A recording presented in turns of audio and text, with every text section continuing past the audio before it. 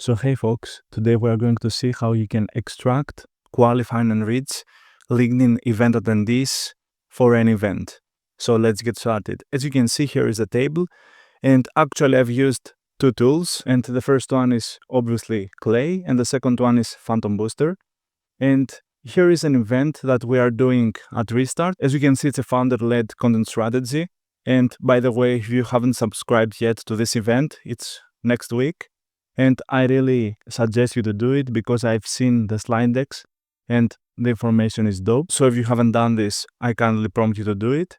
And now, after the shameless promotion, let's get into the attendees. As you can see, we have invited a few people, and actually 122 are interested in joining us. So as you can see, here are the attendees. And actually, we've used a tool called PhantomBuster, and this is a tool that I really like because you can automate and scrape many things on LinkedIn. And as you can see, here is the automation that I've used. It's called LinkedIn Event Guests Export. And actually, this is a pre-built template, so you can just find it and click it in order to use it on your account. And as you can see, I've already done this exercise. So here are 100 profiles extracted. Actually, the number is lower that you saw earlier because I've done it a few days before. So many people have joined till this day. And as you can see, the authentication is successful. So if we go to the results table, you will see all the people who have joined us. And actually, here we are. As you can see, here is the profile URL, the full name, first name, last name, profile image URL, job, and so on. Actually, I won't scroll down because I will have to blur this part because there are the personal information for the guests, and I don't want to do this. But actually, what you want to do from here is that you have to go to your account, you have to press to API keys, and you have to create one key in order to connect PhantomBuster with Clay. And as you can see, I've created this workbook on Clay, and I've added to extract data from a specific source, and that source is actually PhantomBuster. As you can see, the name of this is pull in leads from PhantomBuster, and the green columns is actually the columns with information that we can extract through this connection from PhantomBuster to Clay. And as you can see, I've extracted already the profile URL, the first name and the last name, and from there the yellow columns are the columns that I've created in order to enrich and also qualify both the contact person, actually the person that showed an interest in joining us, and then I've also enriched his company in order to see if that company is qualified and actually matches our ICP criteria in order, let's say, to, to connect with them or send them a message and so on. But let's dive into it. As you can see, I've added an enriched person column in order to extract the person's title. And I want to do this because I want to see if this person matches our seniority, which is part of our ICP. And actually, I've created this formula. And this formula actually wants to identify if the title contains any of these words right here, like founder, co-founder, CEO, CMO, head of marketing, and so on, because these words indicate that this person is qualified and is part of our ICP.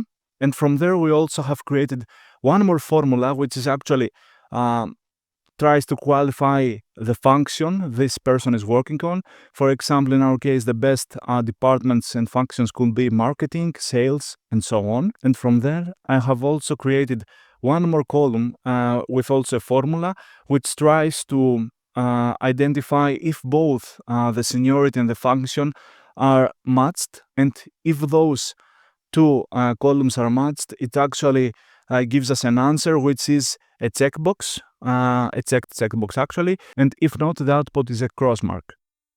And from there, we also want to arrange the company level, and actually we've added the company this person is working on, and from there we're enriching this company to identify further information, like for example, the website, the URL, the employee count. This is also important to us, the industry they work on. Actually, if this company is serving, software or technology and so on, and in what industry they're creating solutions for.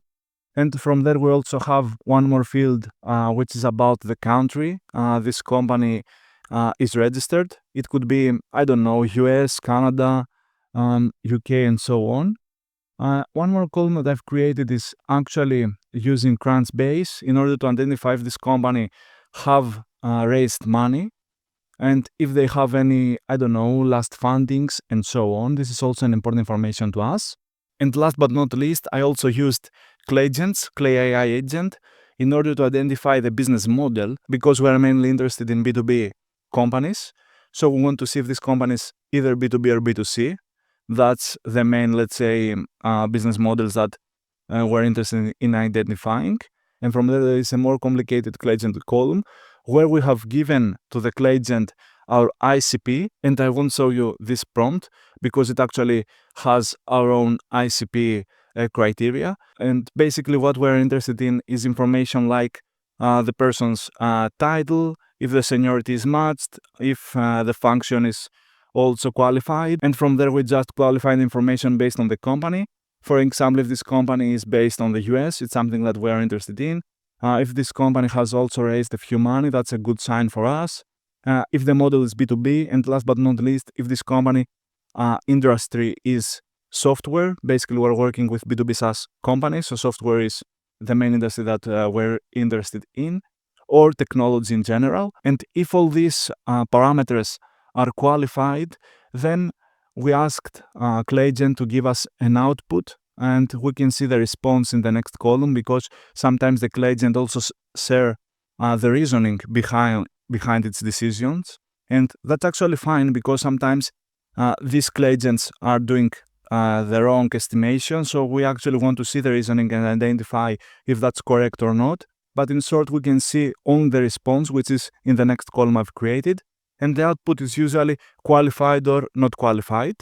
And last but not least, the last step is to identify the person's work email based on the details that we already have, like the company domain, his name, and so on. We try to identify with this waterfall his or her work email to basically do an outbound campaign and so on. But basically this is it. It's really simple, but it's really powerful because you can actually extract, qualify, and enrich data from your organic content initiatives like webinars, events, and so on. And I believe that more companies should do things like that.